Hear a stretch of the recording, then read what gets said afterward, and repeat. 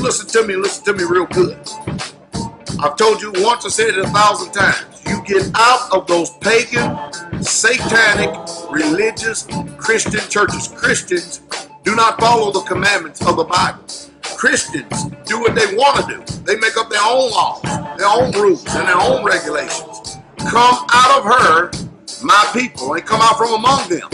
And it's real simple and easy to ascertain who are these people you need to come out from. Easy. Number one, if they keep Sunday, that's an automatic sign that you need to not have any fellowship with these commandment-breaking, wicked deceivers and seducers and bewitchers of the truth.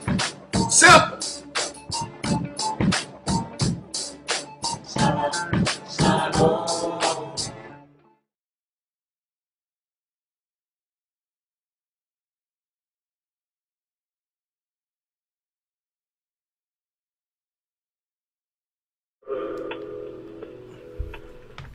I ain't heard from old JT in a while, though, man. It's been a long, long time. Yes, sir. Long time, bro, Saint. You know? Yes, sir. Long time. Was in the hospital. Yeah, he had a stroke. Yeah. And he got out, and I may ought to get on the internet and see if he's still doing his thing there on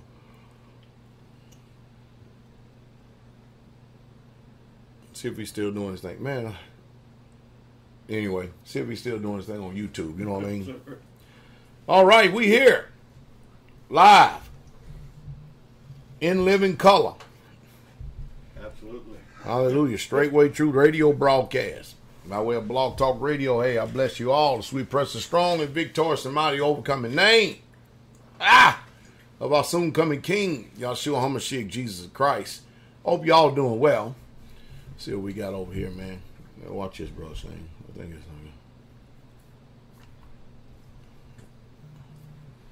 that's my pictures right there. I got open. See how my hair is doing.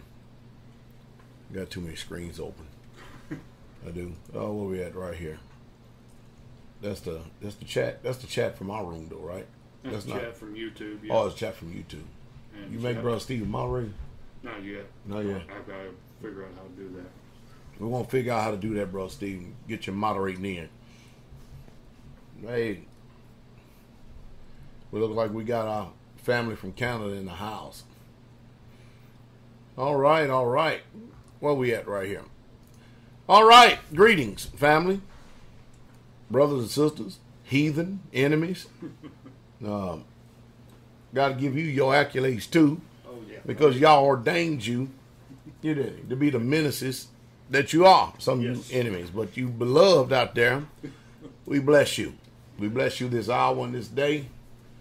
Man, this is so far it's been some kind of dead season with all these teachings, though, ain't it? We've been getting really fed. We really truly getting. I marvel. People think that people think that they be marveling. I be marveling. Yes. Because you got that's 52 weeks of the year, man.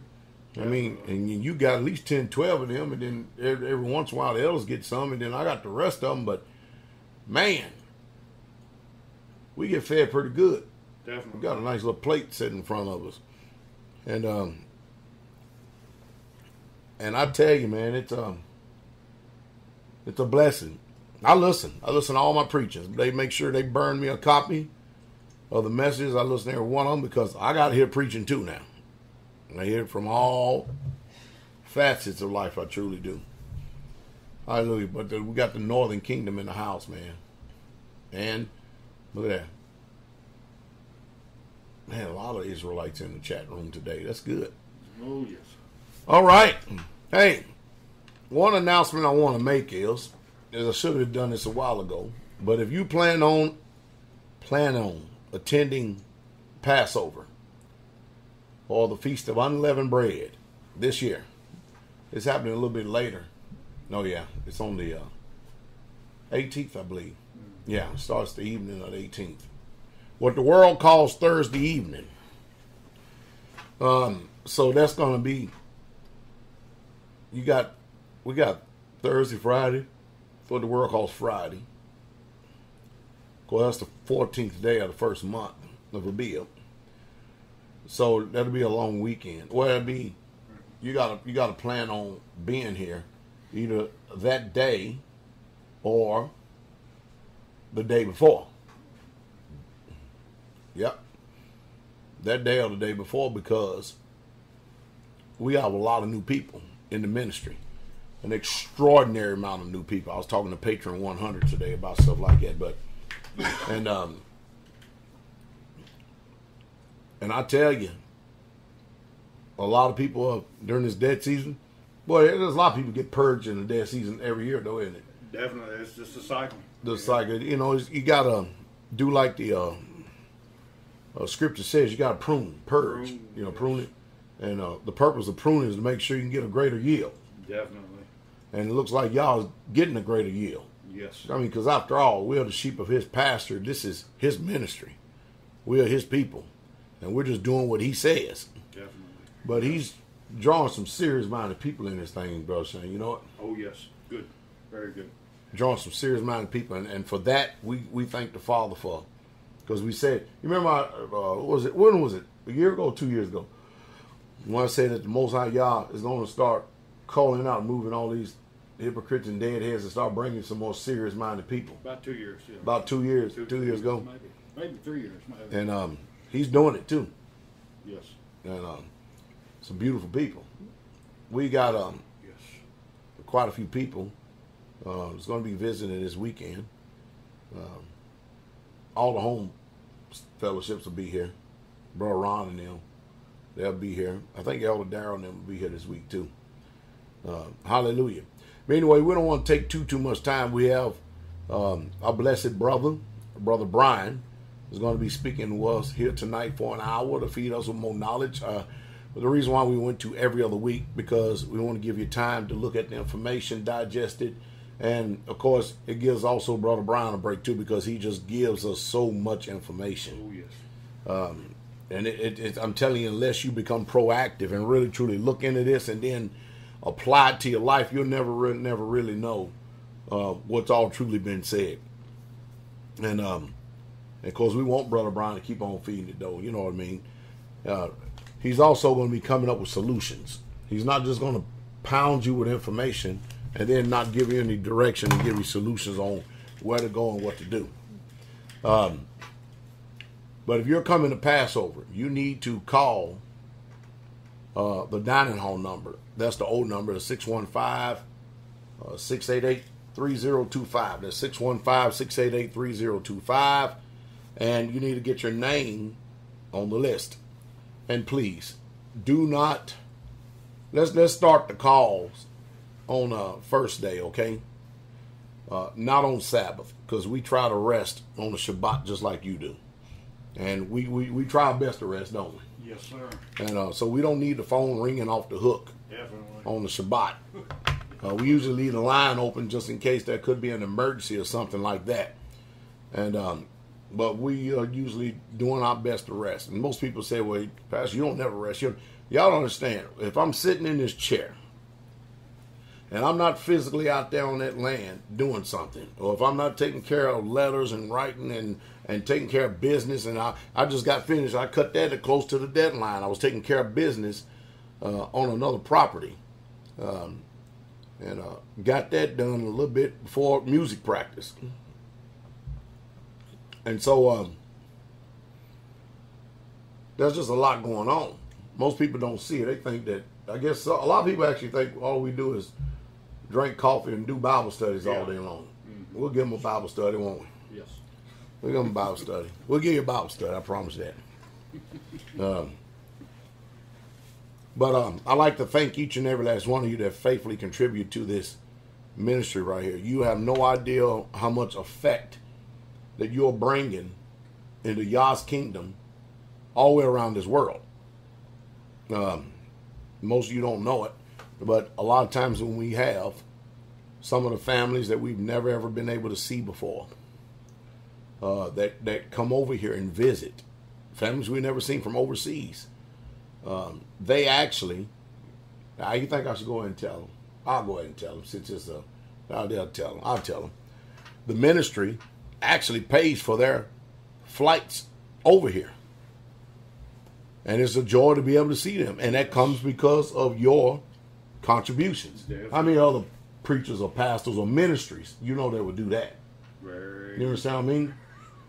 Ain't too many people do that. No. We actually fly to people from overseas that actually came, like our faithful brother Tamu and Aya, our faithful sister Aya. The ministry paid for them to get over here. And they're faithful contributors to the ministry. They're faithful all the way around. They're just some good people. And so, yes, you're right. Straitway in itself is unique because we do a lot of things, and we're not going to give you all the things that we do because we got to have some treasures up in glory as well, don't we? Because it ain't worth it telling everything that we do just so it can appease your little mind. We want some treasures in glory. As the old people used to say, we sending up timbers. But, you know, so many people out there love passing judgment on us and know nothing about us at all. Know nothing about us. Like, for instance, I'll give you an example.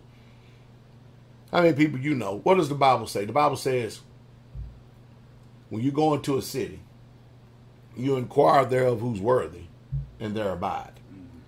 And so when strangers come, because you have to understand, we don't know you. You've been watching us for months, sometimes years. We don't know you. And you get a hold to Elder Doug, and he runs and passes. He gets approvals, one of home fellowships, elders or pastors or brothers that are over there, and some way we coordinate it, and sometimes it's your first time coming here on the land. If we have room, and sometimes we do have room, we don't send you to the hotel room in town. You get to come here and live just like us. We get to lodge strangers. Now that's something. Yes. Go check that out. How many ministries, you know, do that? They'll tell you, well, you know, we ain't going to let you come freeload off of just some of the crazy stuff you ever seen in your life. Yes. You know what I mean? Just some of the crazy. I don't understand. You know, I see the reason why people can't be blessed today because they just simply won't do what the Bible says. So we usually try to make sure we house the saints. That's what we do. Try to make sure we vet the right people. Every once in a while we miss it. Every once in a while. But not too often, I promise you that.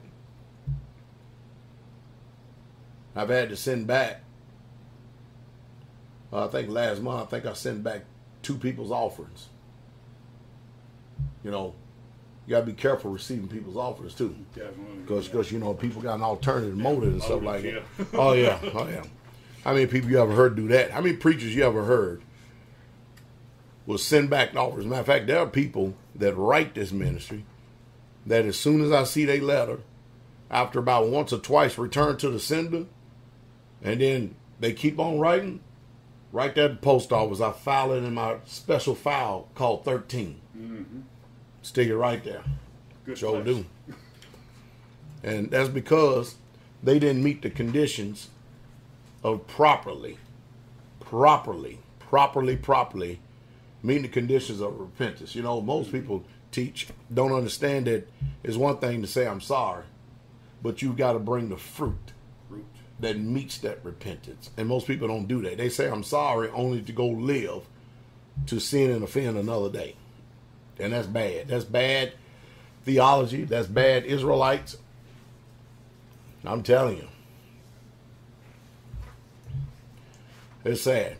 So, but anyway, before we get started here tonight, I appreciate those of you who actually donate by PayPal. Of course, you know it's my email address, Dowell, last name Dowell, the number 7000 at gmail.com. And some people choose to give that way at PayPal, and I appreciate it. Carol L., Sister Carol's business is doing real good. Excellent. We need to hear from you. I always say no later than the middle of March. Let's call it by March the 15th. What do you say? We're calling on March the 15th. You need to let us know if you're going to be here for the Passover because we need to logistically prepare for you. And what I mean by that is that, you know, let me see. At Tabernacles, we had 500 something people. There's one up there somewhere. I think it's right there, bro, Shane. We had 500 something people. The red one, yeah. No, the other one. We had 500 something people there at Tabernacles. And, you know, when 500 people show up and they're eating 2 meals a day, 2 meals a day for 10 days. And sometimes it's 12 days, depends on how many people. Usually after 400 something leaving, still 100 some people still stick around for a couple of days thereafter. All right. That can quickly become a logistical nightmare if we don't know the amount of people and the children that are coming. That's the reason why we ask for it, so that we can actually prepare for you, so we can be ready. Because we spend thousands of dollars getting ready for you. And of course, we're looking forward to seeing you and you. So just call and leave your name and how many of you coming in your family. Let us know, because we got to get ready. Hallelujah. We got a lot of work to do once this weather breaks. It don't seem like it's going to break, though, does it, brother? Jesus, this ain't going to break. All right, break us. Yesterday, it was 71 degrees here. 71. And we woke up to 15-degree weather. How you do that, man? How you do that? All right. Guest calling number is 310-982-4226. If you would like to get in the caller queue, you press number 1. You may or may not hear an automated voice of a lady. It's telling you to press number 1. If you don't, you press number 1. You'll get in there. Right now, we are going to go to Sister Wenda, for a ministry break. So if you want to be a blessing and allow y'all to be a blessing to you, you can send an offering by one of these ways. Sister Wenda, my precious sister up in Canada, is going to give you some information, and we'll be right back with our precious brother Brian from Texas. Shalom, this is Sister Wenda. I hope that all of you are enjoying the broadcast that you're listening to right now. We appreciate each and every last one of you, our faithful listeners and supporters of the Straitway Truth radio broadcast. We try to make sure that we do our due diligence and do our best to ensure that you have the best broadcast as well as the truth coming to you in the hour that we're living in right now. If you would like to help us in this endeavor, your offering will be greatly appreciated in the work of the ministry of the Most High Yah. Our mailing address for your gift, offering, or letter of support is Charles Dowell Jr. That's Charles Dowell Jr. And Dowell is spelled D-O-W-E-L-L. 506 Ellington Drive. Ellington is spelled E-L-L-I-N-G-T-O-N. P.O. Box 32, Lafayette, Tennessee. And Lafayette is spelled L-A-F-A-Y-E-T-T-E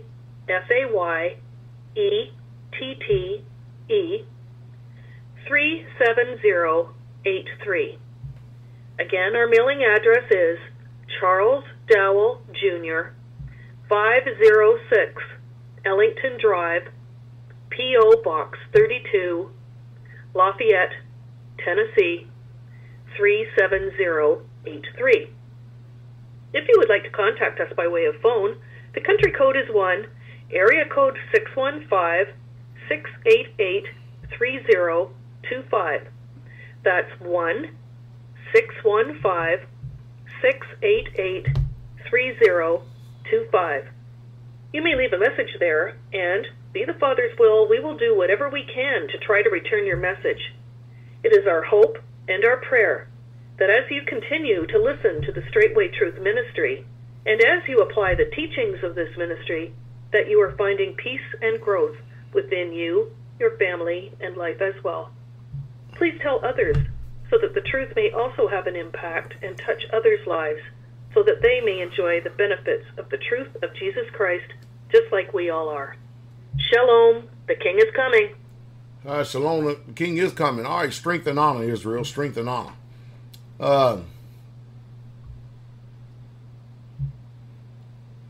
There's quite a few things going on in the ministry. that you can stay connected and keep abreast. And of course, you know, tonight, 6 p.m. Central Standard Time, every 7 day now, Sabbath. You're here with me until we're done.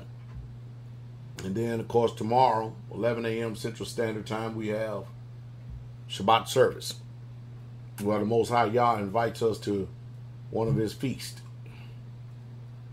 And then the next day, the teachers and the elders, 6 p.m. Central Standard Time, first day. Radio broadcast on Blog Talk. And then on second day, that's called Monday, for many of you people that don't know, Brother Kabir, KGB show. And I might add, they're doing a fine job. They come on. You go to this channel and keep abreast of when they actually come on. I think it's 6 p.m. You can check that show out. And then Brother Kabir and them also have a show called The Berean Moment every Wednesday. Every fourth day. Every Wednesday, he puts out an interview that they did here at Tabernacles. And then, of course, we have Sister to Sisters every fifth day. That's every Thursday, 6 p.m. Central Standard Time.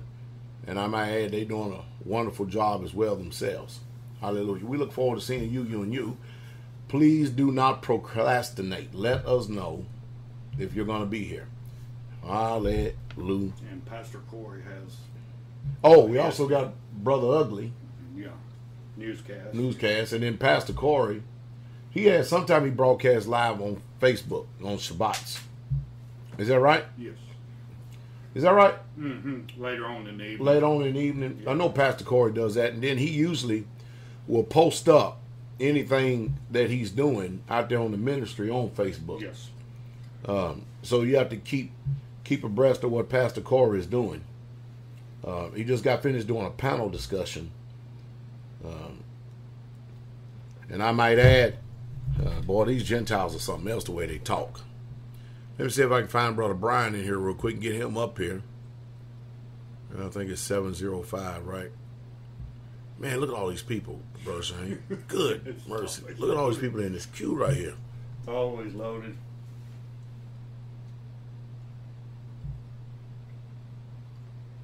Man, I don't even see Brother Brian in there. Y'all got his number logged down there? Mm-hmm. I know he's in there. It's in Texas. Hold on a second. Hold on, Brother Brian. Oh, no wonder. I'm looking at the wrong area code. Man, help me. There he is, right there. Surprised he ain't got lit up. Yeah, I'm surprised. All right, glory to the King. Brother Brian, are you there? Pastor Dowell here. Yes, sir. Yes, sir, I'm here. Hallelujah. Man, he coming in pretty good, too. Man, Brother Brian, good to hear your voice, man. Sorry it took so long, man, but it took all that time just to go through the festivities there of information coming. But, Brother Brian, you have the floor for the next hour. Educate us, my brother, please. Yes, sir. Yes, sir. Shabbat shalom, everybody. Bless you, Pastor Dow. Bless you, Pastor Corey, Teacher Shane, all the elders, and all my brothers and sisters, man. You know I love you. If you can, let me start here. Let me do a quick blessing to the Most High and plead our case. We just pray on behalf of our people, Yisrael, O Most High, that you would afford us to stand in these last days. Mm-hmm. Give us strength, O Yahuwah. Pour out the Ruach HaKodesh upon us, O Yah. Pour out the latter rain, O Most High Yah. Show mercy unto us. Deliver us from Sheol. Open the gates of the Shamayim unto our prayers. Yeshua, receive our prayer. O Yah, receive our prayer. Man, it's fantastic to be back on with you, Pastor Dow. Beautiful to see your face here. So let's get into this. I don't want to waste too much time because I got tonight's topic is gonna be probably one of the more difficult to comprehend, and I'll put it that way. This is what I would term as the code to the matrix. Okay, a lot of brothers have heard me speak of these terms and things called dog Latin and other things that just don't make sense, right? Because we weren't taught. We were not taught a foreign language. We were brought up in a state-run education system teaching a watered-down junk language of English. So tonight we're going to get into the format here. And Pastor Dowell, you have the format for the original outline I sent you. I was going to get into the birth certificate and the bond and the straw man tonight, but I think it's more imperative that I jump at and put this topic specifically called the dog Latin up in front, because if we don't understand that, the terms of the straw man and the all caps name on all the bills and all the licenses and everything that you have, specifically your birth certificate, is not going to make as much sense. So we're going to change it up here, and I'll start here once again, as I say it every time. Exodus 23:32, thou shalt make no covenant with them, nor with their gods. And that last 4 words, nor with their gods, tonight is going to take on a special meaning. Because after this, I pray that the Most High will open our ears to understand what dog Latin and this hidden all caps language is. Because it's basically ancient Egyptian hieroglyphs hidden. Okay, so let's get into this. We're going to start here. It's called what I would term as the Justinian deception. Okay, the hidden foreign text known as dog Latin. This is the greatest of all deceptions. It's the concept of modern day slavery. And when I was preparing today, I had some quiet time. It was beautiful, and I found Daniel 7, right? The prophet Daniel in the 7th chapter spoke of the beast systems. Now remember, there were 4 beast systems, and just because one new system started didn't mean that the entire beast system was done away with. It just took on different forms, right? It evolved. Very well put. In Daniel 7:7, Rome is the 4th beast. And Daniel told this dream to Belshazzar, the king of Babylon at that time, right? When he woke up and everybody else, all of his little pagan whores couldn't tell him what his dream was, so he was going to kill them all. And obviously Daniel spoke up, and Daniel told him his dream. And within this dream, in Daniel 7:4, Babylon is represented as the lion with eagle wings. And I want this to sink in. Who today represents the lion and the eagle wings? Is it Britain and the United States? Oh, I think so. Okay, so Rome practices the religion of Babylon and Mithraism, which was nothing more, right? The venerable day of the sun, which Rome today, they renamed the Shabbat to honor the venerable day of the sun. Basically Nimrod. It's nothing, it's as plain as day. All right, let's get into this. So tonight, this is an account of grammatical crimes of corporate governance, courts, and enforcement agencies by the use of dog Latin, a debased, criminal, immoral, foreign written language that renders all such dog Latin documents tendered by such corporate private governments as counterfeit. Counterfeit meaning fraud, okay? Dog Latin is an unhyphenated, all uppercase Latin symbolic text that follows the grammatical rules of English and not the grammatical rules of Latin. It is the language of the illiterate. Okay, prove this. Black Laws Dictionary, 4th edition. It looks just like English, right? I just said it looks just like this. Now picture this, because you can't see the visual, and we will post this all here pretty soon.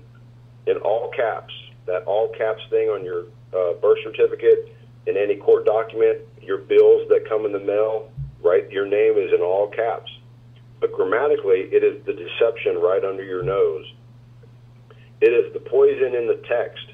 It is the corruption in the contract. If you hold any part of this debased criminal all uppercase text of the dead corporation, such as your driver's license, you're claiming membership to the dead entity, basically the Roman underworld, the criminal counterfeit, the corrupt corporate world of dead corporations. Okay? So the presumption of a foreign military occupation of our country under the foreign control of Rome. And this is where it starts to get in, as I've mentioned before. We went through the timeline, right? I'll do a quick recap on, the first show that we did with Pastor Dowell was a 40-foot or a 30-foot view of contracting with the beast, leading into the 14th Amendment. We went into the 14th Amendment in detail, the history and the timeline, right? The dates that mean something, because all these things were done by slow incrementalism. In 1964, the people that were actually really in control of this country that we think of as America signed us up to a private military Roman contracting system of governance called UNIDROIT, in all capital, right, in all caps. When you hear me say all caps, just picture all caps. UNIDROIT. The head office is in Rome. It's behind an 80-foot wall of concrete. Okay, it's a private corporation. This is why the written language and its relationship to private contracts is so important to be aware of. The United States, in all caps, being the de facto government of the United States of America, is now also a part of UNIDROIT under the power of Rome. So what they did was they assigned our sovereignty in our nation, what we think is a country. They assigned it through corporate trusts and corporate corrupt contracts, and they gave authority back to Rome, because Rome owns everything. Back in the day, they said all roads lead where? To Rome. Okay. You bet. Because every road led to Rome. They had to get their armies out. Bog Latin, debased Latin, right? There's a key term, debased. That up. Appears to be the official language of the infants, military, infantry of Rome. Think of those terms. Infantry means infant. Okay? They're children that have not yet been taught what's really going on. It appears to be the language of the dead, the debtor. The only way you can hold a military name is in the all uppercase appearance of the dead language, Latin or dog Latin, being the designation of things and not proper names such as your surname. Proper Latin appears to be the official language of Rome, and we, quote, assume the dog Latin or debased Latin is the language of the military debtor accounts or ledgers of Rome, and a lack of understanding of such facts may be the cause of why many of us Americans, our brothers and sisters, and people also from around the world are losing their property and all their common law birthrights via a lack of understanding in relation to the appearance of such Latin text and its dogged corruption, and those are all in caps. The beast is the Vatican, right? There's no doubt. We as Hebrew Israelites, we know what the beast is. It's Rome. It is this beast that Daniel prophesied as the fourth empire that would be in power until the end, right? But they hid it. They taught us through a perverted education system that it was done away with, but all it did was change names. Nothing changed. Okay? So this is all being discovered right now as I speak. By a good few courageous men. And a gentleman went into a court, and this is where the straw man was beginning to be exposed. He asked the judge, right, 3 questions. Why is the name on the driver's license back to front with the first name first? 2, what is the all uppercase text, because it does not appear to be any correct form of English text in relation to the Oxford English Styles Manual. Okay, that's a key point. Our language and the way our court systems work is based off of a book, right? If the language is not there and the definition is not there, then it can't be so, right? Mm-hmm. But they've actually changed it. They use deep words with multiple meanings, but yet we think a resident means, oh, I live over here, but a resident means actually you're a slave. What Styles Manual, the third question, what Styles Manual did you use in order to construct the Texas driver's license? I'm talking about my state. Could be Tennessee, could be anywhere. The Texas driver's license with the name appearing in all uppercase text. The judge was silent. This created an estoppel in the court, meaning they refused to go forward. I guarantee you ask your judge that, he's going to shut his big fat mouth. The grammatical deception uncovered by this research may very well be hundreds of years old. This is going back to Justinian in 530 to 560 AD, and may even be a surviving system from the ancient Egyptian masters of slavery and symbolism themselves, being thousands of years old. The Egyptian systems of the gods of the dead, such as Osiris, Anubis, Horus, and the like, may still rule over us today via a deception that is more cunning and clever than anyone could ever imagine. I think so. Okay, so let's get into the Justinian and the dog Latin deception, okay? The secret foreign sign language hidden in plain sight. Dog Latin is what I'm referring to. It's the poisoning of a text. It is a poisonous gloss that corrupts the essence of the text. Simple English text and a hidden text that has been usurped into the English text without you ever being aware of such a deception, causing such a corruption in the text to take on a different meaning than what you ever assumed. Okay? Smoke and mirrors, anybody? This lesson shows how a foreign alien text appears in contracts, court orders, your driver's license, passports, etc., without you ever being aware that such a foreign text existed. The lawyers, judges, and courts and their military police are the administrators of this hidden secret deception played upon the masses in order to maintain control of their slaves. Okay, let's welcome you to what? The Justinian deception. This all started with a Roman emperor. It was put in place a long time ago to carry out the work of the beast. This all uppercase text is not English or Latin. Okay, this is a key word, the glossa. In all caps, glossa, G-L-O-S-S-A. Look it up. It is the all uppercase Latin text appearing on any document. It is not English. It is an illustrative text, a picture, a symbol, a hieroglyph. Question: who else had hieroglyphs written on all their buildings that they worshipped? Exactly. And not a descriptive text such as English. It has no jurisdiction with other written texts such as English descriptive text unless agreed, meaning you have to agree, and the basis of any contract is informed consent. If it's not English, it's not common law. The poison in the text of the glossa is now identified as dog Latin and has no correspondence with proper written English appearing on the same page. It is a corruption that can only be agreed to, once again, uninformed consent. Samples of how the fraud text appears, okay? Now this is a little confusing because I can't show you the visual, so just picture in your mind or picture on a screen an all caps name and what you would normally sign as your name with uppercase first name, middle name, and last name. The all caps dog Latin has hyphens in between each, and everything's uppercased, okay?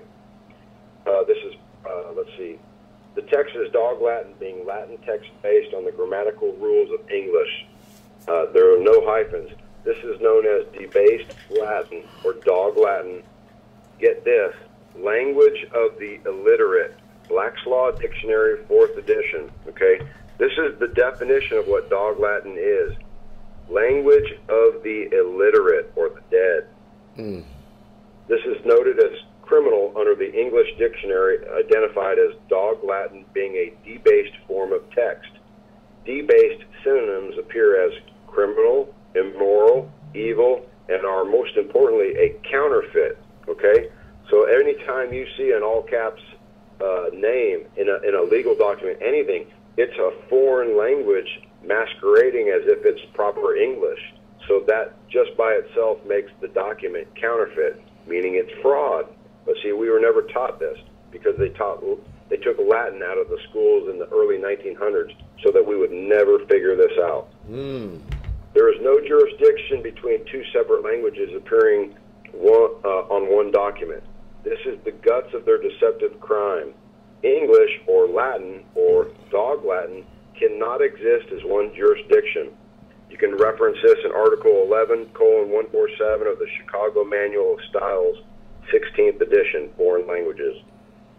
The reason why dog Latin is used to deceive the public is because a foreign written language, it resembles English text closer than any other written foreign text, It has deceived the best of the best. Even, quote, even though you assume you can read this text as English in all caps, grammatically it's impossible, and this is how they can claim that their law is a presumption because it grammatically does not exist. And I hope you're following me here. It's a foreign language. So anytime you put a foreign language on a contract with an English language, it's considered fraud lawfully. But we were not taught that. The reason why Dog Latin is, let's see, okay, I already read that, sorry. Black's Law Dictionary, 4th edition, Dog Latin, is the language of the illiterate. It is the Latin all uppercase text, usurped into the English descriptive text, appearing under the grammatical rules of descriptive English text, okay?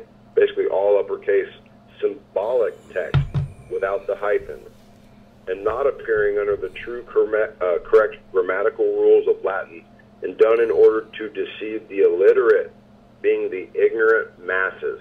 Now remember, in prior recordings, we talked about how they put all these laws into place through the timeline, right?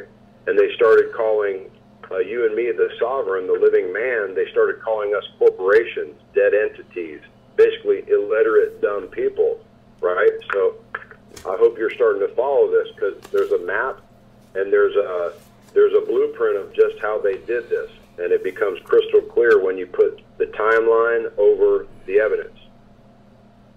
Ignorance is negligence.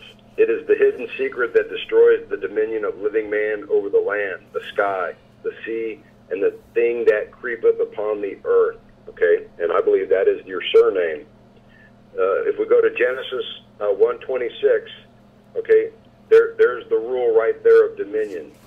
This describes the Pope system, which is the surname in Latin, to creep or crawl upon up from below. Now this will blow your mind.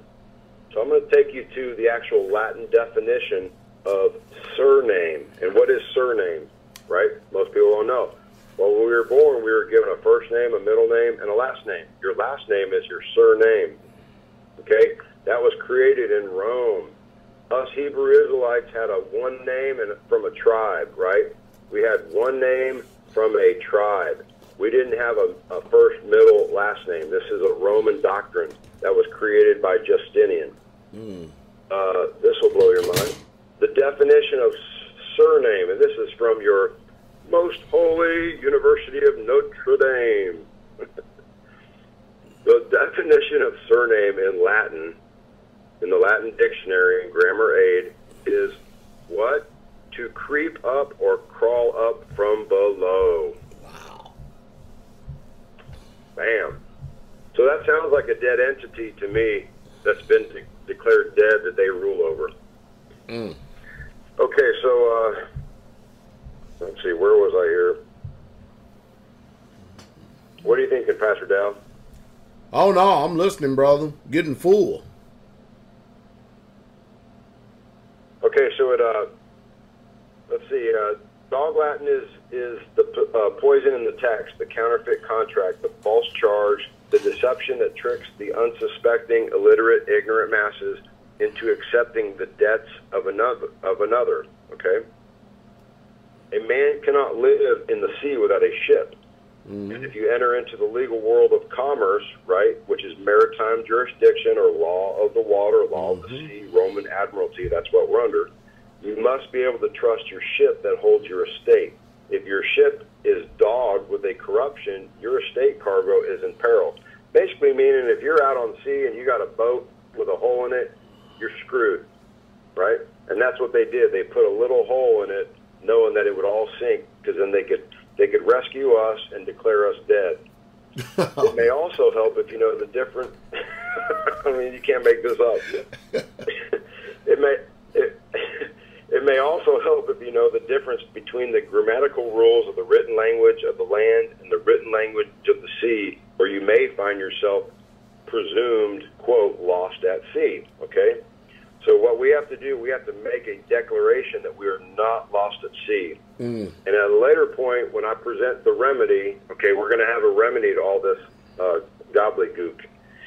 But there's a specific document It's called a certificate of assumed name. That is in the remedy process, that where you declare and you wave your hand, right? Because see, they all assumed and they declared us dead by our birth certificates, right? In this hidden language. But once you realize what the truth is, it's your right to stand up and raise your hand out of the water and say, "Hey, wait, I'm alive. Throw me a life vest, right? I'm going to reclaim my estate." And that's exactly what we're working towards here. The power of Rome is alive and well in the modern systems of governance that govern the citizens of the world today. But is it right? Or is it just? Or is it a system of Satan itself, right, the adversary? A system of hidden slavery in order to control the masses via a private contracting system in order to forego true justice. That's exactly what it is. Being a system to remove man from the common law of the public jurisdiction in order to subject man to fall into a private foreign contracts in order to forego common law justice without arousing suspicion, as described in Black's Law Dictionary under glossa. Okay, so look these terms up, brothers, sisters. Glossa, in all caps, Glossa, and Justinian. To confirm this, you can go to the Black's Law Dictionary, 4th edition. Look up glossa, Justinian. The power of Rome in relation to modern-day governance depends on the hidden grammatical rules of a foreign language usurped into the English language without the common man ever being aware of such a deceit. London or Rome, that's the question, okay? Or yet, better yet, Babylon, right? Think about it. Is there a difference between London, Rome, and Babylon? Of course not. They just changed the names. A question only answered by a comprehension of the grammatical rules of English and the foreign Latin, or sign language, used as the official written language of the Roman debtor accounts. Okay? Now, this is going to blow your mind, because a lot of people think, yeah, Rome, we were taught in school, yeah, Rome fell, Rome was no longer a power, blah, blah, blah. But really, all they did was they took on a bunch of heathen incursions, right? And then they converted them into a religion. And then they let them carry their own name. That's the only thing that happened. Mm-hmm. But then they instilled their banking cartel. They instilled their indoctrination and their religion and let them carry on their own pagan names and holidays, right? Mm-hmm. Okay, so this will blow your mind. The city of London, or the ancient Roman city of Londinium, the 1 square mile of the foreign city of London sits on top of the original Roman center of commerce in Great Britain, known as the ancient Roman city of Londinium. It was established in 43 AD. To this day, the city of London is a separate entity to the rest of Great Britain, acting as the debtor state of the Western world. Mm-hmm. If you are a, quote, citizen, you become the debtor trustee of the foreign military account of the Roman Empire administration system.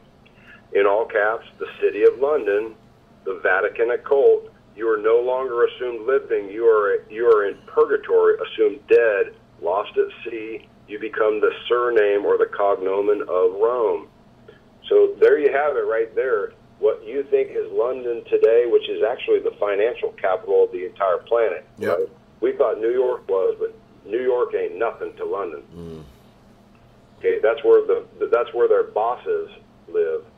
And in London, Rome, and D.C., what do you see? The identical buildings, the identical infrastructure, and the phallic symbol and the womb, right?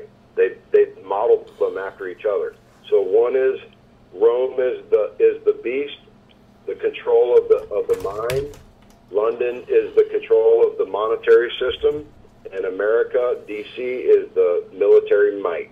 Okay, there's your trifecta. There's your trinity, if you will. Okay, so let's get into this. Hold on, let me take a little sip of my vino here. Pastor, what's your drink for the night?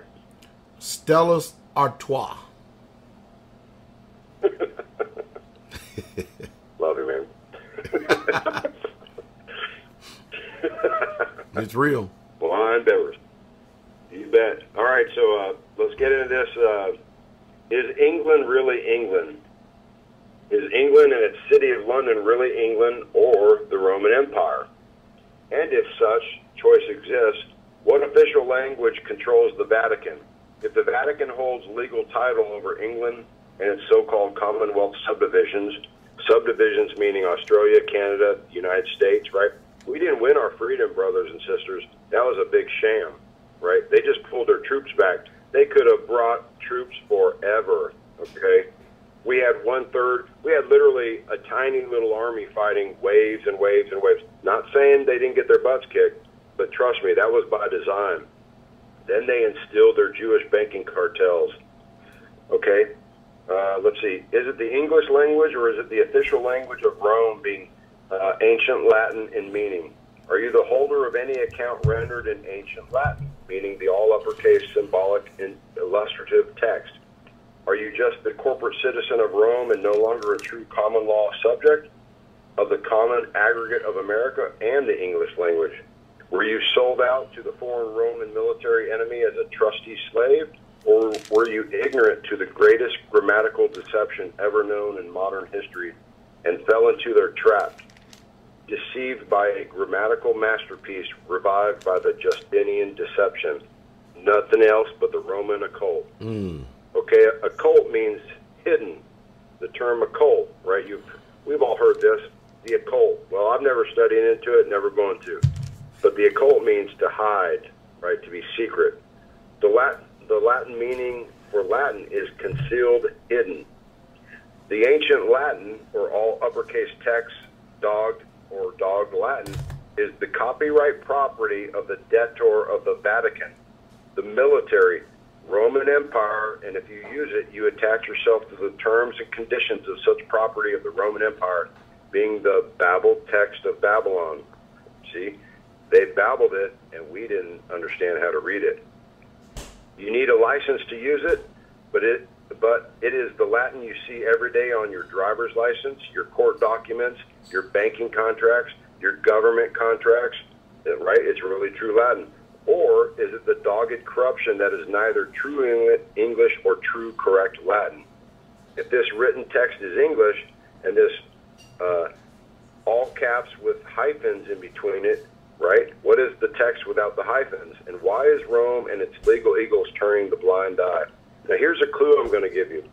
If you go into, right now, if you went and looked at Washington, D.C., on top of the Capitol buildings, you'd see all caps English letters, right? In all caps. If you go into a Roman church, you'll see up in the top of the building, you'll see all caps with hyphens. That's the clue right there. That's the dog Latin. They took out the hyphens to hide the clue. If Rome holds the legal titles of the countries of the world, then it alone is the debtor. Okay? But if Rome has the ability to confer the legal title, Pastor, are we still on? Yeah. Okay, I'm just checking. Sorry. Yeah, we still on. Wasn't sure if I dropped the call. Okay, just double checking. I thought I dropped the call. If Rome holds the legal titles of the countries of the world, then it alone is the debtor. But if Rome has the ability to confer the legal title to a third-party debtor, Rome becomes the benefactor of all such countries, right? Who owns what? It's called title. This knowledge to confer such legal title, being the debtor of the world, to the unsuspecting masses is the key to their success. Rome transfers itself from the world debtor to the world creditor via an incredible grammatical deception that you are and were never meant to know. Okay, they hid it. The Latin meaning for Babylon, okay, picture all caps, baby, hyphen, L-O-N, baby, lawn, is baby for a long time. That's why the infantry of the Roman Empire, which is basically the United States military, are called infantry. They are infants, the children that have never grown up and never likely will to. Okay, they're never going to become aware of just what they're being used to do. They are the muscle of Rome. Pastor Dowell came out of that. Hallelujah. At the age of majority, 21, they are handed their key to life. Such children are made sure that they are unaware of their true standing. For that reason, such children remain holding the Roman military account or the surname, being the cognomen, therefore remaining subject to the power of Rome, and their true Christian account or ledger is never claimed, right? They never know who they truly are. After 7 years, the child is legally presumed lost at sea, and the Christian credit account remains under the control of Rome. That's your SKV trust, brothers and sisters, right? If you don't claim it within 7 years, they declare you dead and lost at sea because you never knew who you really were. But there is a remedy to that. The state has become father of the child, and the military have become the loyal dogs that serve the state, and that's why their ID tags are called dog tags, in all caps with a hyphen in between dog and tags. Because of their military language, dog Latin, what did the child lose? His right to direct dominion, it remained under the control of the state because the child never claimed it back at the age of majority, being 21. Or actually, maybe it's 18. I don't know the exact date there, but that's why the Christian name and the military surname account have two different certificates of birth. The birthing of the credit ledger and the debtor ledger. Okay, which one do you hold? Now, I want this to sink in. I want this really to sink in, because if anything you hear tonight, this is the key to the entire conversation. I'm going to read it again. That's why the Christian name and the military surname account have two different certificates of birth. The birthing of the creditor ledger and the debtor ledger. So what they've done is they've created two separate birth certificates. There's a state birth certificate and a federal, national, or basically a corporate federal level birth certificate. And that's how they've hidden it. If Rome has become the legal title holder of England and its subdivisions, meaning America, quote, defender of the Christian faith, then have you become the legal third-party title holder of Rome, being the debtor of Rome, evidenced by any account you may be holding with your name glossed into ancient Latin, okay? And this is basically what you call sign language. It's all caps. Look up that word glossed. Or a corrupt version being the property of Rome or its banking debtor, and appearing in such names or effigies as John Paul Smith in all caps, right?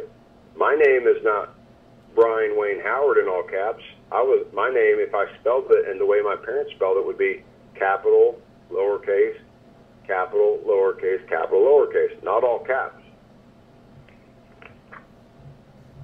What foreign text appears on your passport, driver's license, bank account, and the list goes on?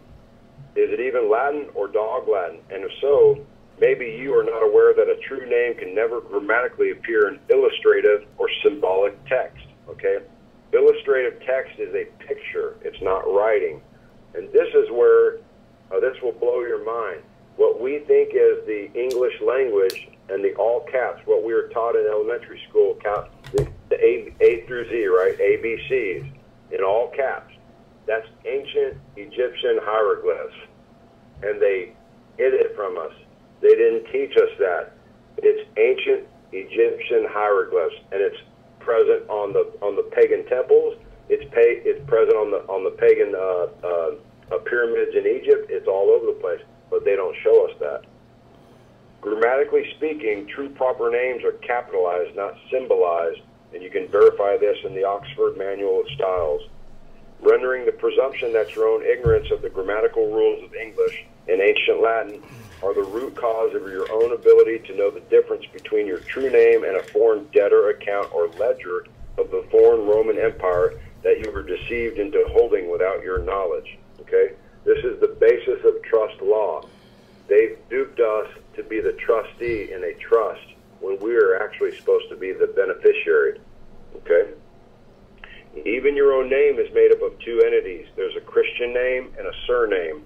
That is two, distinct two, right? Yahuwah is one. There ain't a bunch of one. They're in some trinity, but we have distinct names.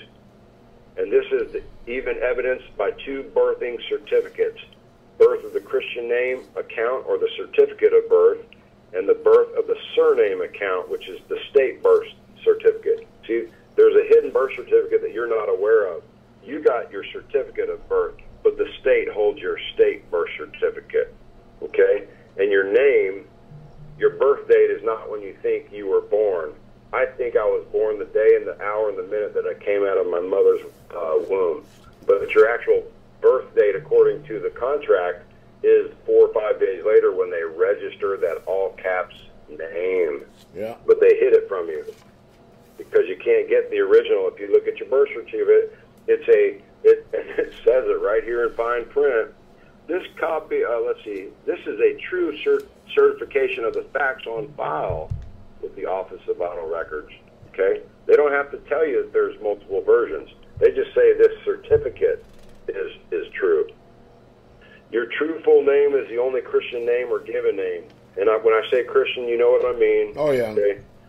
I'm just using that term because that's what we were brought up in. But we would, as Hebrew Israelites, we would say our true given name, and that's probably not even that. He's going to give us new names and new bodies, so hallelujah. Hallelujah. Your true full name is only the Christian name or given name. It is the state that joined the family name to your Christian name, so they are liable for the debts under the full name, John Paul Smith. I'm using that as an example. That's not all caps. First letter of each name is caps because it's their property, their copyright, their creation. He who creates owns, right? If you create something, you own it. One would even wonder why the church itself remained quiet about such a deception. Was it because it was the role of the church to serve Mashiach? So if Mashiach never returned, maybe the Vatican, or the debtor of man, would only need to serve itself.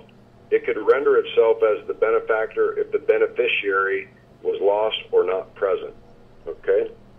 Let's see. I wonder why the Latin and grammar have been removed from the corporate state school system. Let's look at that. Why did they not teach us Latin and these other languages? Why have we only been forced to learn one, where if you go into Europe and other countries, they speak 3, 4 languages, right? They make us look stupid, to be honest. Because if you could really read and you knew your Latin and your grammar, you would see the deception in plain sight. If you were born into fraud and lived your whole life in fraud without ever being aware of such a fraud, then coming face to face with the truth would understandably be a difficult thing to accept. Many will refuse to accept that their own lack of knowledge in relation to grammar is the cause of their own misunderstanding in relation to their own name. Your surname appearing as a symbol, quote, glossa, right, in all caps, look up that word, is assumed. Let me repeat that. Your surname appearing as a symbol, Egyptian hieroglyphs, folks, is assumed. It is not your property and does not appear as a part of your name on any birth certificate. All right, let's break this thing down called the Justinian deception. All right, 530 AD, there was basically a death of humanity. And what is this thing I refer to as the Justinian deception? The all uppercase text derives from ancient Latin and is deemed as an illustrative text and not as a descriptive text such as English. Let that sink in. We're talking about English, and yet all caps is a symbolic language. So our language is a descriptive language, right? We're describing something, but yet the all caps is a symbolic, and that's where the all caps thing is, literally ancient Egyptian hieroglyphs. Who was Justinian? Justinian, the emperor of Rome, from 527 AD to 565 AD, and the Justinian principle of corporate dead governance of the dumbed-down, distracted masses. So why do we shed light on this person? What did Justinian do that changed the history of modern-day governance? Okay, it's simple. He understood the meaning of G-O-D in all caps. And when I say G-O-D in all caps, there's a hyphen in between it. That's not the deity that you and I worship as the Most High Yah. Okay? This is their pagan deity that they allowed, and Rome allowed these heathen cultures to come in and continue their name. Right? It was Gath, Gut, all these other terms. He had the comprehension to understand. Genesis 1:26. being the authorization that granted total authority over the world to man and nothing else. The grantor of dominion. Think about it. What does G-O-D, what do those three words mean in all caps? If you break it into Egyptian hieroglyphs, grantor of dominion. Well, who is the grantor of dominion? Is it our Elohim Yahuwah, or is it their false deity, Nimrod, whoever you want to call it? Being the greatest of authority that was granted to man from, we'll say, God of the Bible, we are all aware of today. G-O-D in all caps with hyphens, meaning grantor of dominion, okay? We know that they've deceived us with many gods in multiple ways to deceive us, right? The Greeks had 300-something deities. All that needs to be done is for living man to give his consent to a dead corporation in order that a dead corporation can access the dominion or the total authority from such a living man. If the man does not consent, then a secret system of deception may have been created in order to deceive such a man into consent without such a man ever being aware. The secret system exists. Its deception is legal title, and its tool is grammar, okay? They've deceived us, brothers and sisters, through language, right? The Tower of Babel, the babbled tongues, right? The different tongues. To what degree? I'm very questionable of that. But they've deceived us through hidden language, grammar. They've taken it out. All right, let's get into trust law, which is the legal code to modern slavery. In Genesis 1:26 is the foundation of trust law. And what is trust law? It is the legal code to a master-servant relationship.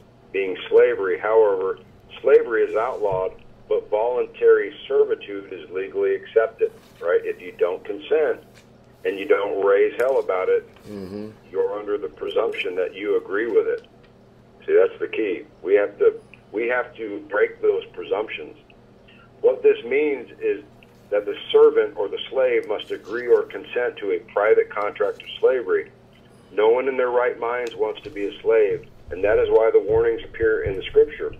Warning against the deceptive nature of the serpent snake in the Garden of Eden, because it is through the clever deception of the serpent, being the usurper or the snake, that trust law has become the new system of slavery, perfected over hundreds of years by the legal minds of deception, the masters of deceit, the Justinian deception. That's what I'm talking about. It was created by this Roman heathen, pagan, ruthless tyrant. Right? A tyrant. Now, here's something that'll blow your mind. Pastor Dowell, when I came across this, I literally, it just, like the light bulbs were just going off. Vatican. What does the word Vatican mean? Right? We've all heard this, right? Oh, blessed be the Pope, all this bullshit since we were little kids, right? Yeah. Vatican means divine serpent, right? Divine serpent. Divine means worship. Worship of the serpent. Right there in plain sight, man. Literally in plain sight. Makes my stomach turn. Okay, so now I'm going to put some perspective into this thing called the Vatican. And it's not out of respect. It's just knowing your enemy and understanding kind of what they're and how they set this system up, right? Because that's who's in control. They've deceived us, and they've said, yeah, we're all sovereign nations, we're all independent, blah, blah, blah. That's a bunch of BS, right? It's always been Rome because the scripture and the prophecy of Daniel confirms it. There were 4 empires. One would be the final beast, the Roman Empire, that would be in control up until the last day. He would receive a head wound, meaning he would go colloquial, he would hide, right? He'd be broken down, which happened to Rome, but Rome didn't go away. It just turned into 10 other nations, the 10 horns. Those are those 10 pagan European nations, and 3 of them were basically waxed out. Okay, only living man holds the highest authority, being dominion, over the natural mineral and energy wealth of Eden. So man must be assumed dead in the water in order that the serpent or the usurper can claim equitable title over Eden. But remember this, how many men are worthy of holding the true wealth of Eden? Okay? Ask yourself that over the Vatican. How many of us are willing to stand up? That's a good question. And that is why the code of understanding in relation to the scriptural codes are so complex, in order that only the true learned, the servants of the first grantor of dominion, right, our Elohim, the Most High Yah, comprehends why the serpent or Satan must exist. The serpent or the usurper, the Vatican, only holds authority over its own property, being the dead accounts and the, quote, persons of Rome. Remember that definition of persons, brothers? We talked about that. Are you a person? Or are you the living man? You can only hold the dead accounts of Rome by holding the Vatican-created person. If you hold any account of Rome, you, by your own claim, are the property of Rome, rendering your God as the Vatican and not the true Yahuwah, because the Vatican created the person. And when the living man is annexed to the person, such a living man no longer serves the first God of the living existence of man. He serves the grantor of the person and the life granted to such a person by the Vatican. Think about that. Are we claiming we're persons and all these other terms, but yet the owner of those terms is the Vatican and the Pope? Or are we standing up and saying, no, I am the living man? Only the Vatican created the person, has the ability to hold a debt account. Man has no ability to hold any account. That is why your Christian ledger or your dead Christian name has a trustee, in order that we, man, only need directive powers over the dead governing corporate contractor. It is the Vatican, being the Vatican, the holder, that granted a life to a person. Man was granted existence, and without existence, there can be no person or life of a trust or contract or anything for that matter. To kill the life of a person does not kill the existence of the man. But if you kill the existence, the person no longer exists, and that is why no man or person has the right to end a man's existence. For such a crime of ending existence is the greatest insult against the highest grantor of dominion, Yahuwah. Not the God, the pagan God, but our Most High Yah, right? That's a deep statement right there. Think about it. The Rome, the system, this corporation created this thing called a person. They gave it life. And then they tricked us to acquiesce and to consent to it. But yet the creator, the Most High Yah, created us out of existence, right? He breathed life into Adam. That was existence. It was not a fictitious corporation. Okay, so let's see. Born into life. Let me take a sip here. Born into life or existence. Pastor Dow, how we doing tracking on time here? We got about 12 minutes. Okay. Born into life or existence. Remember this, without existence, there can be no life. So when you see the meaning of born, meaning born into life or existence, it was existence that the first God granted, meaning, and when I say God, I mean Yahuwah, not life. Life is only the duration of the Vatican-created person, being the lifespan of a contract or trust in a legal term, okay? When you hear, man, I'm life, given life, that's a fictitious legal term, right? We were born into existence. Life means, in a legal term, it means the life of a contract. And who owns that contract? You don't. Not for long, though. Only the true, and I'll say Yah, only the true Yah can grant existence, whereas the Vatican grants life, but only for the dead person. Hold life, and you may very well be existing as dead. Hold life, and your God is the Vatican, not the true God. Hold existence, and your God is the true God, okay? That grants real existence, and this may be where the saying, quote, own nothing and direct all derives from. And I know that may be a little confusing, but if you'll just slow it down and maybe listen to it again a few times, it'll sink in, because I'm getting to the point of terms. That's what this is about, terms. Person, life, and existence. We exist because the Most High gave us life. We do not have life as in a legal term, meaning a contract, okay? Let that sink in. I'm trying to separate the two. Think of contracts, me the living man, and this fictitious corporation that they created That's a contract. Okay? Understanding the Christian name and its trustee legal standing in the words, "In my name you will be saved," may be the greatest key that returns you to your existence. Okay? He said, "In my name you will be saved," right? If we return to his name and we don't worship our fictitious dead corporation name, I think there's a lot of truth in that. The accounts of Rome can only be attached to the property of Rome, being the persons of Rome. A person is not a living man. It is the rank in a society. A military account holder, and by your own actions, by agreeing to hold any form of account, you have agreed to act as the person. Remember the definition of person, meaning a mask, right? Remember in ancient Rome, the person was described as someone wearing a mask, right? An actor deceiving.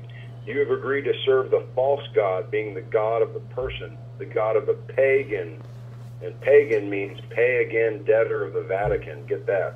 Oh my goodness. Pagan, pay again debtor of the Vatican, right? They usurped us to pay them. They treated us as the debtor instead of the beneficiary. The world debtor, the legal title holder of Eden. The Vatican is the beast of burden, right, of man, and by holding any accounts of Rome, you become the servant of the beast by holding, and get this, I'm going to lay this out there, and this is pretty deep, but the mark of the beast, right, it's a symbol, a sign, a mark. What is a mark? What does somebody do to mark a document? Right? What is a mark on a contract, on a property, on a sign in front of your property, on your horse, your cattle, right? A mark. Well, what mark and whose mark are we under? Dog Latin. The mark of the beast being dog, dog Latin. You left your true God. You hold the dog Latin text, and you are assumed dead, chattels of the state, chattels of the Vatican. You are the property of Rome. Let that sink in, man. It's deep. It's deep concepts. And I certainly don't know that, Pastor Dowell. I hope you will shed light on this moving forward. But are we under this mark, this fictitious all-caps name that's basically the mark, a hidden hieroglyph language of the beast system? I really am starting to believe so. Okay, the deception, dog Latin. So what did Justinian do in order to gain so much power and authority over man? He created the greatest deception concept ever perpetrated against living man in modern known history. He killed man without anyone ever knowing that they were all legally dead, sacrificed at birth, dumped into the sea of commercial paper, in order to be, quote, salvaged by the Roman Empire before they were ever aware that they were assumed dead, lost at sea, and never likely to return, right? They salvaged us, kids. They hid our identity from our birth, and then they reclaimed us as if we were salvaged junk, and nobody ever woke back up and claimed it. Justinian, the emperor of Rome, and his legal team between 530 and 560 AD created a governmental masterpiece of modern-day deception in order to deceive the public into falling into the private military contracts of the Roman Empire under the direct control of the Vatican in order to forego true justice.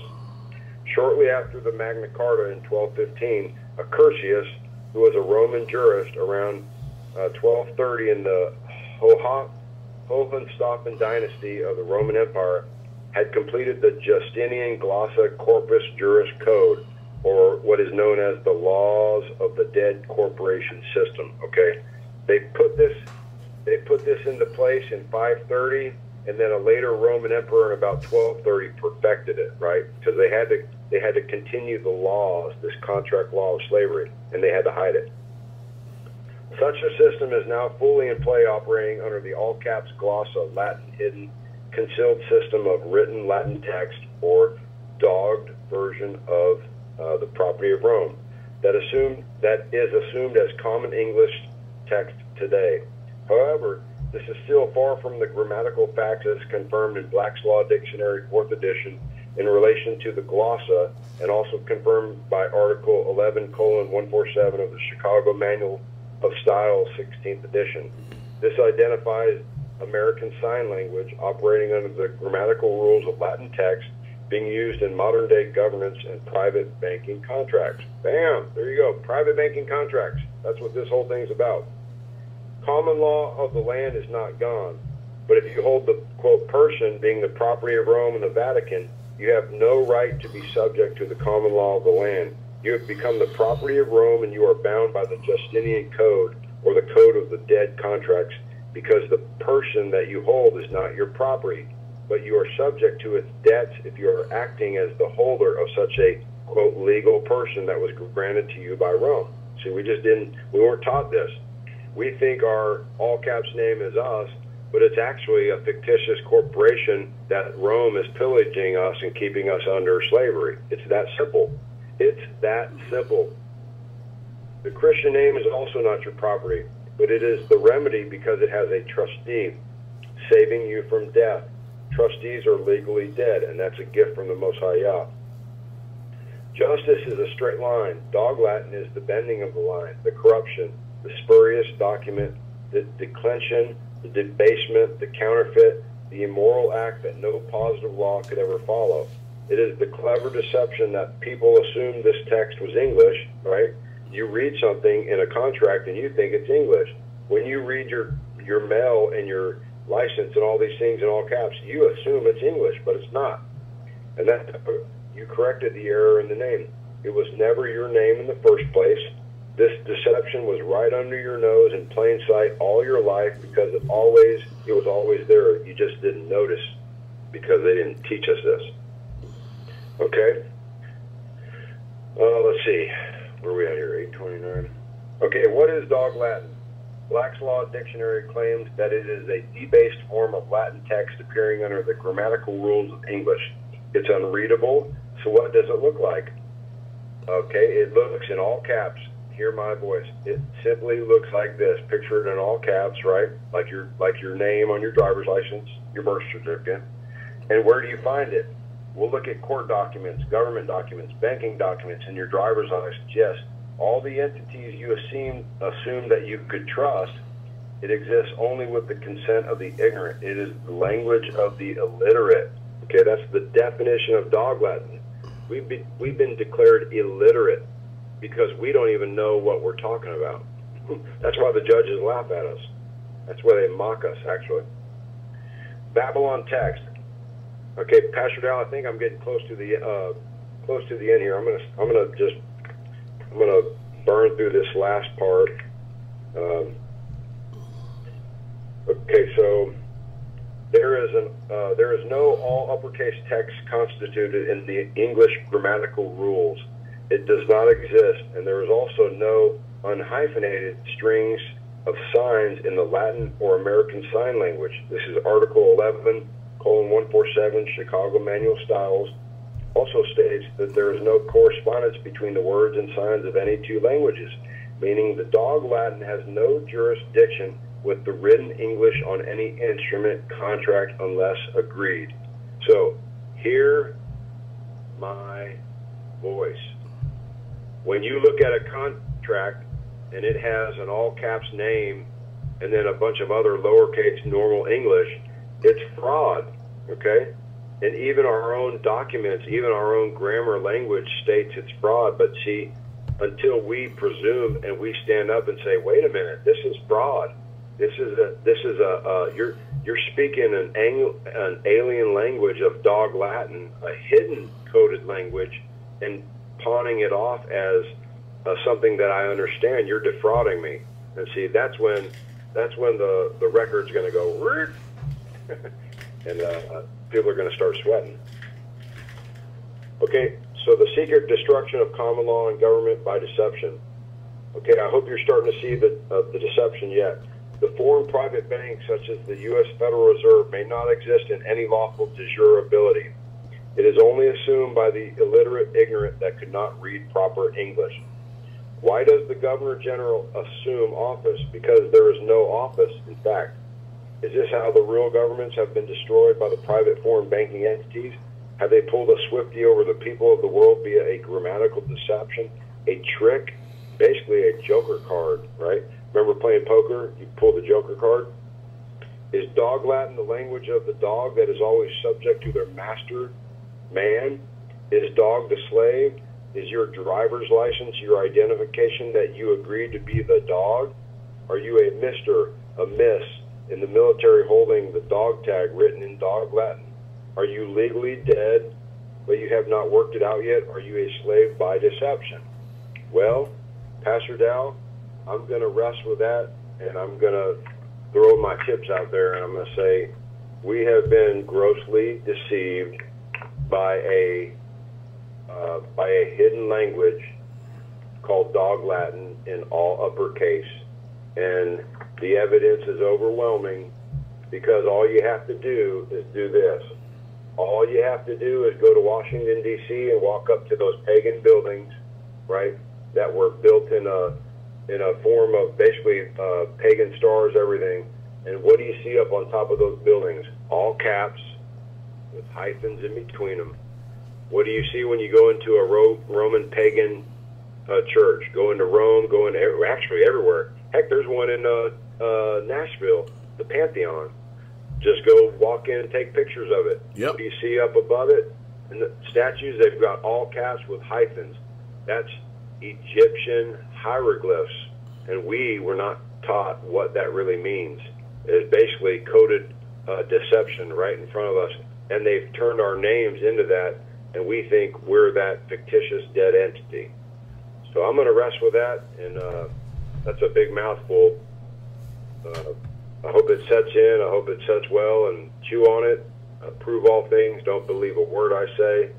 And until we meet again, I love you all, and shalom. Bless you, Israel. Shalom, bless you, Brother Brian. Shalom, shalom. Well, there's Brother Brian from Texas. Laid it in on us once again. It's a lot. I know that y'all are going to actually go back, download the broadcast, put it in your car, listen to it on the way to work. It's just a lot. It really is a lot. It's almost like our Shabbat services. It's a lot. Well, let's go ahead and get right on to it with our guest calling number 310-982-4226. 310-982-4226. First call up tonight is Pastor Corey. Call number 816-816. This is Pastor Dowell. You're on the Straitway Truth radio broadcast. How can I help you, Pastor?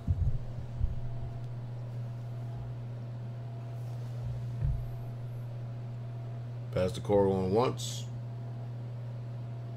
Twice. 3 times. All right, next caller up. Let's go to Pennsylvania. Brother Zach Dowell, call number 717-717. It's Pastor Dowell. You're on the Straitway Truth radio broadcast. I can help Brother Zach. Shabbat Shalom, Pastor. How are you? Doing well. Shabbat Shalom. Yes, sir. I just wanted to share a few blessings. A couple weeks ago, I was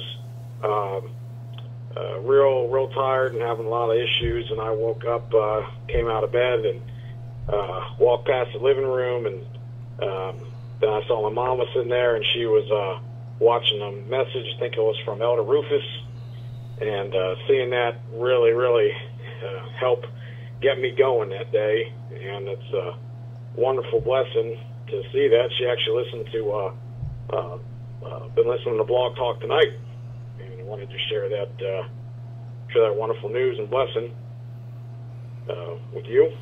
Hallelujah. Great way. Yes, sir. Glad to have her on. Also, I wanted to, yes, sir. And I also wanted to say I'm very blessed that I have brethren here who have opened up their homes and have helped me out and given me good hospitality, and I'm very grateful, and the brethren in Straitway are so good, and I'm very fortunate and very blessed to have them. Just wanted to share that, Pastor. Hallelujah. Bless you, my brother. Yes, sir. Well, bless you, and I'll free up the airspace and look forward to hearing the message tomorrow. Glory to the King. Bless you, brother Zach. Shalom, shalom. Let's go to Louisiana. Call number 504. 504, Brother Kirk. It's Pastor Dowell. You're on the Straitway Truth radio broadcast. I can help you. Shalom, Pastor. You can hear me well? Yes, sir. Can hear you very well. Yes, sir. I just want to say bless you and bless everyone up there at Straitway. I actually came the past week, and I actually had a fantastic time learning and growing and being a help as much as I can. I learned a lot. I talked to a lot of people. In particular, Brother Bud, I had a good time, always seeing him and talking with him. And also Brother Victor and, everybody else. But, I really enjoyed myself. I had a good time, fellowship with everybody. And I loved everything about it. It was so peaceful. The environment, so different from everything that I'm used to. And I can't wait for Passover. So looking forward to that. And shalom, Shabbat shalom, everybody. All right, my brother, in Georgia. Looking forward to seeing you. Shabbat shalom. Yes, sir. Let's go to Wisconsin. Call number 262-262, Brother Jim, Pastor Dowell. You're on the Straitway Truth radio broadcast. How can I help, Brother Jim? Oh. Hey, Shabbat Shalom. Shabbat Shalom, Pastor. Hey, Shabbat shalom. How you doing, Robert? Pastor. Shabbat shalom, brother. Hey, I wanted to just testify after I heard what you were talking about this evening at the beginning of the call-in, relative to preparing for the Feast of Passover and, the extraordinary outlay that the ministry does for all of the saints who come to the land. I just cannot get over, Pastor, what the ministry did for Sister and I last Pentecost when we came, to the land because of, how you cared for me and, my needs, down there. And you went out of your way, you housed me, you provided, our meals and everything. And,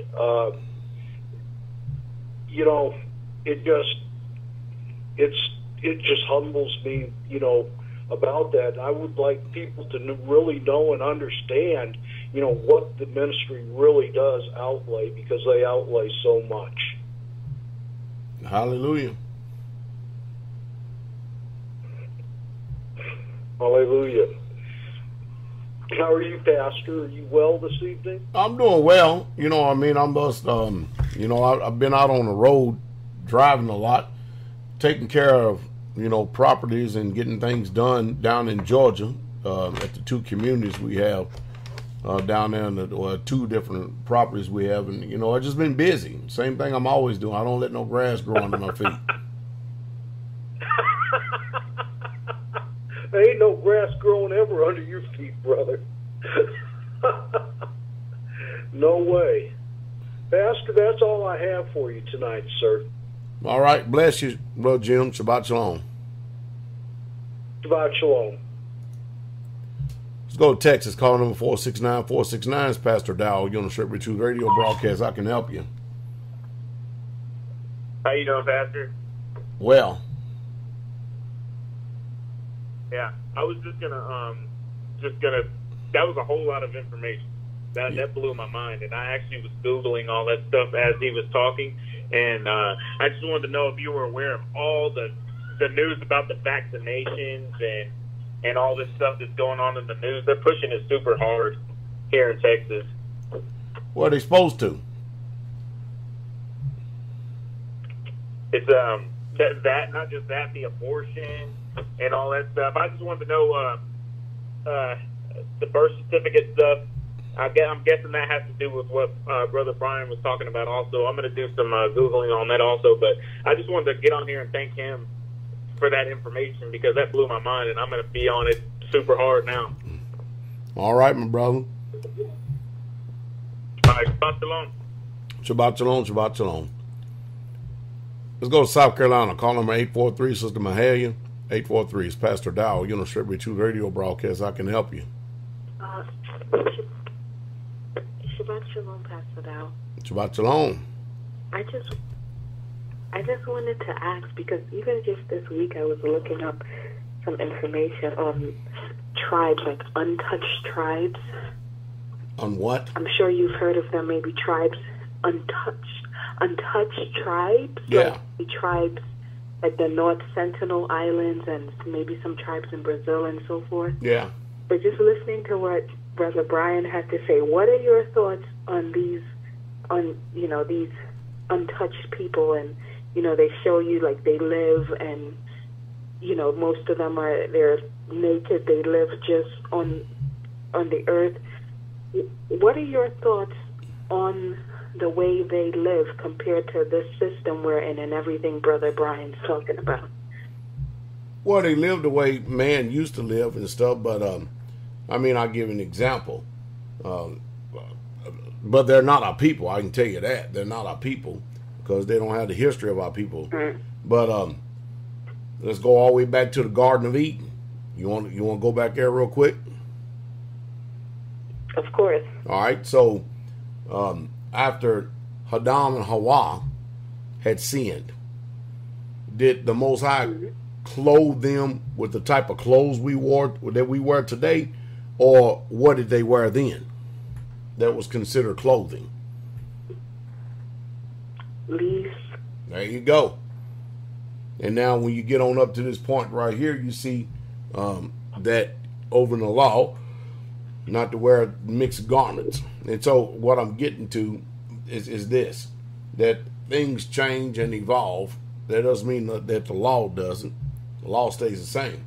But just because you have these untouched tribes over there, or these people running around butt naked with bones in their nose, or not with bones in their nose and look great, these people, just like any other civilized pagan nation, such as all of the Christian European nations, westernized nations, they worship gods, mighty ones, devils, demons. They don't serve the one true Elohim. Yes. Okay. Yeah, I was just thinking about that, how I was just looking that up this week and just what Brother Brian was talking about. It was just, I just wanted to know your thoughts on that.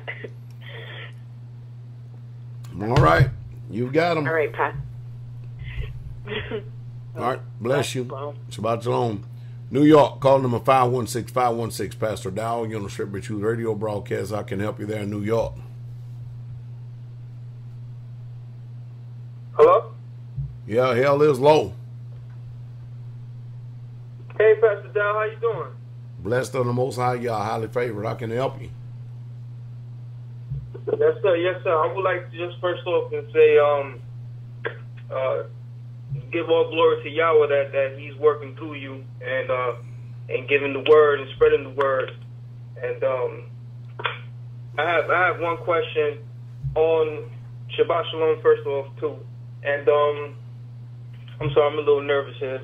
First time speaking to you, I look up to you a lot. I admire you. But on the Sabbath, are we allowed to eat unleavened bread or leavened bread? On the Sabbath, sure you can. Oh, we can? Yes. Okay. All right then. That was just one of my questions. That's all. But and that's it right there. You know, just keep on doing what you're doing, and like I said, bless y'all for working through you and keep on spreading that word. All right, my brother. Be encouraged. Yes, sir. Thank you, Pastor Dowell. Have a blessed night. Shabbat Shalom. All right. Shabbat Shalom. Let's go to Minnesota. Brother Gene. Call number 612-612. This is Pastor Dowell. You're on the Straight with You radio broadcast. How can I help you, Brother Gene? Shabbat Shalom, Pastor. I had a question about deliverance. Okay. So, if you see a behavior but don't know what demon may be causing that, do you call them out? Do you tell them in Jesus' name? How do you get that information so that you can rightfully break those legal binds? Well, I'll listen on air, sir. Well, okay. All right. Bless you, my brother. Usually, anytime you see a manifestation of a demonic spirit, it usually can be called out basically by its character and nature, how it's acting or performing. And a demonic spirit is, for instance, when you see somebody full of hate, the demon is hate. And you can go all the way down the line. So that is the name of the spirit. If you have difficulty discerning what it is, then call the dining hall. Tell one of our Israelite, brothers or sisters what is going on, and they will give you an answer. Hallelujah. Let's go to New York. Call number 716-716, Pastor Dowell. You're on the Straitway Truth Radio broadcast. I can help you there in New York. Hey, Pastor, can you hear me good? Yeah, I got you. Yes, it's Brother Lamar again. How you doing today on the Sabbath? Doing well, doing well. Now, I was just letting you know, because I was just speaking with Elder Becker about the feast stuff, and of course he told me to come. And I'm just saying hallelujah, praise God that I could get to be around my fellow family, Israel, hallelujah. And yeah, me and my wife are looking to move like down in that area, because I'm trying to basically get out of the state and just want to be a little closer to everybody. So just any way, I know it's going to sound corny, but any way I could be a blessing to Israel.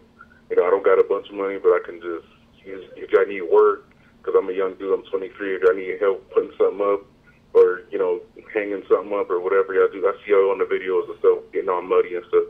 I will come from sunset to sundown to sun up, and be the best assistance I can. I just got to get down there and get settled and everything, you know, because I'm moving to that area, you know, down there. So, because I've been talking to a couple people, so I will definitely be a help to Israel.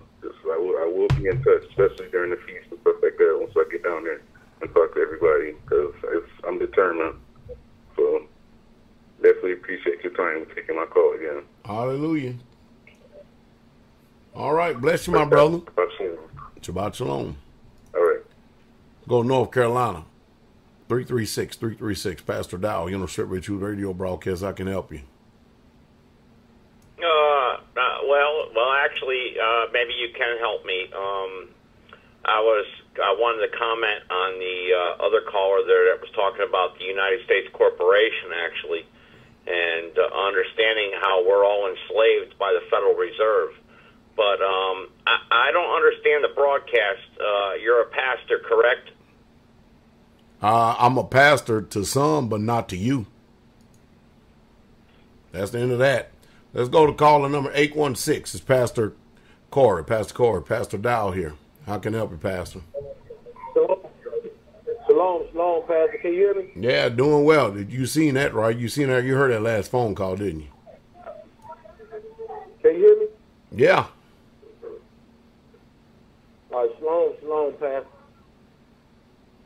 Shalom, go ahead, Pastor. Shalom. I want to make sure you can hear me good. Oh, Pastor, first on Israel, and you know, we sitting in here listening to Blog Talk, and I'm just thankful for the family, because we really have something good going on here. And at the same time, you know, I realize, you know, how detrimental it is where we have all of these people who are not associated with a place where they can truly be fed and being taught. You know, I got a disturbing phone call today. You know, I won't go into the name, but there's, you know, someone new. And it's this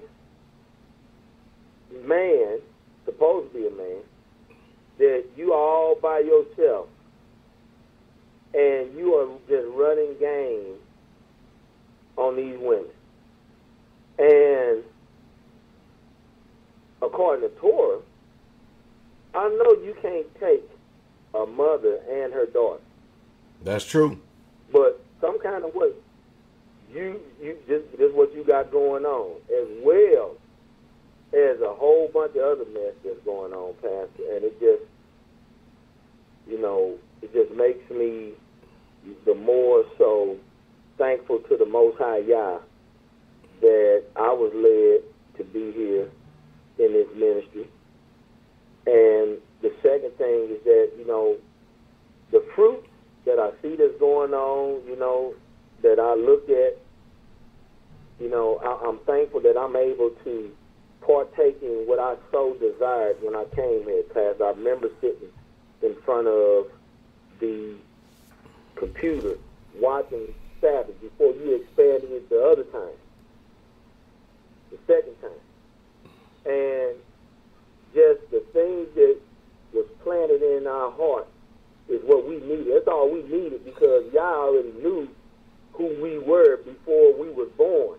But see, people skip that. It already be a seed planted in, but you ain't in the right place so that that seed can be watered and nourished. And so therefore then we got all of this errant stuff going on that outside the book. It's doing more destruction than building up. But yet the fruit of the ministry is we go up to Brother Daniel and Sister Kristen this weekend with the saints up there in Indianapolis, and we just continue on in the things which we have seen, the things which we have heard, the things which we have touched with our hands concerning the Holy Spirit. And I'm thankful. And the lady that I talked to today that was in that circle with that foolishness that's going on, it's deeper, it's more. And, you know, we'll talk later on that, Pastor, but, you know, we leading her over here to the ground. You know, I invited her out to the mass deliverance tomorrow so that she can get in and get set free of all of that trauma and all those things that were sold in you as a false seed, so that you can get over here and be a part of what's truly going on, Pastor. I just want to keep saying it. I'm going to keep saying it, and I'm going to keep saying it. Pastor, you are truly chosen for this generation, and it's bearing fruit. And I'm just thankful that I had a chance to come be a part and to continue those things. I just pray the Most High, y'all continue to grow me, that even as you continue, I continue in that same light, might, and power, you know, building up Israel in this last day. Bless you, Pastor. Shabbat Shalom. Shabbat Shalom, all Israel. Hallelujah. Bless you, Pastor. Shabbat Shalom. Let's go to Maryland. Call number 972-972, Pastor Dowell. You're on the Straitway Truth radio broadcast. I can help you there in Maryland.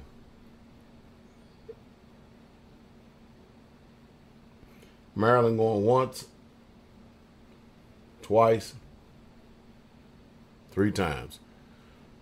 All right, block number, Pastor Dowell. How can I help you?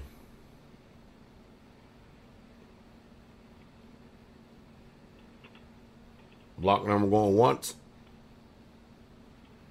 twice, 3 times. All right, well, hallelujah. That does it for tonight. I bless you all in the sweet, precious, and strong, and victorious, and mighty, overcoming name, our soon coming King, Yahshua HaMashiach, Jesus the Christ. Guess what? Again, another snake try to slither in and spy on our liberty. Boom. Y'all see that little nuclear cloud went up? Got him, didn't we? Man, these people think they so smart. Hey, I want y'all to have a restful Sabbath, all right? Israel, true Israel. Hey, I'll see y'all. Be the Father's will tomorrow morning, 11 a.m. Central Standard Time. Shabbat Shalom. King is coming.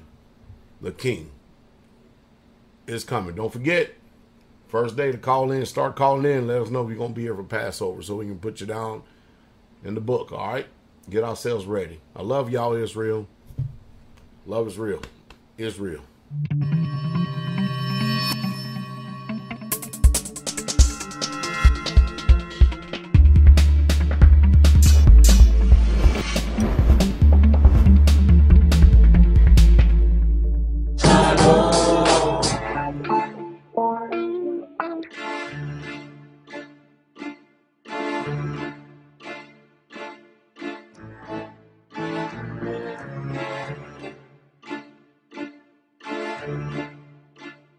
Uh-oh, look at him looking.